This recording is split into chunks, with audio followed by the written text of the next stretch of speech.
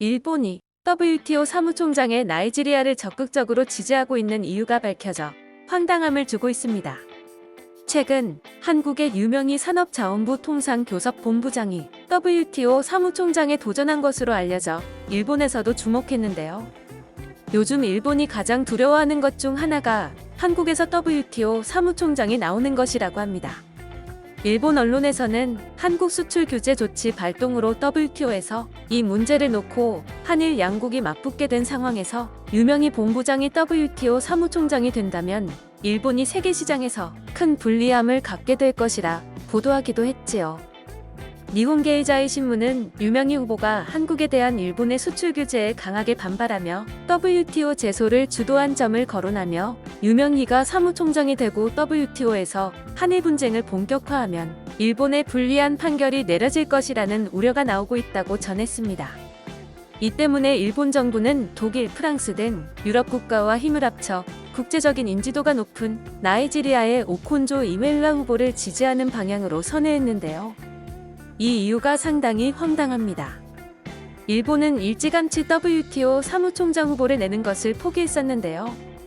그 이유는 일본 입장에서는 굉장히 밝히기 부끄러운 것이어서 대외적으로 어필할 수 없는 것이었는데요.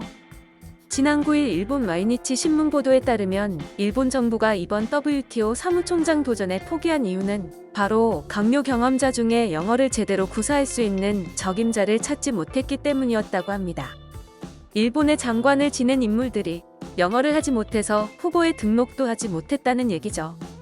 일본의 영어 교육과 그 실력은 세계적으로도 유명한데요. 일본인들은 성인이 되어서도 간단한 영어 단어조차 몰라 해외에서 오는 관광객들과의 소통이 어려운 것으로도 유명하죠. 일본의 국제문제 전문가인 구니 미야케는 일본 매체 더 재팬 타임스에 일본의 영어 교육에 대한 심각성을 지적하는 논문을 게재하기도 했습니다.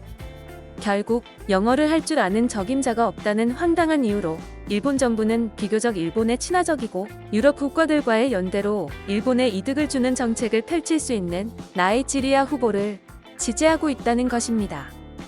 한국에서 WTO 사무총장이 나오면 안 된다면서 발을 동동 굴리더니 결국 자기 나라엔 자격 미달인 인물밖에 없었다는 것이죠.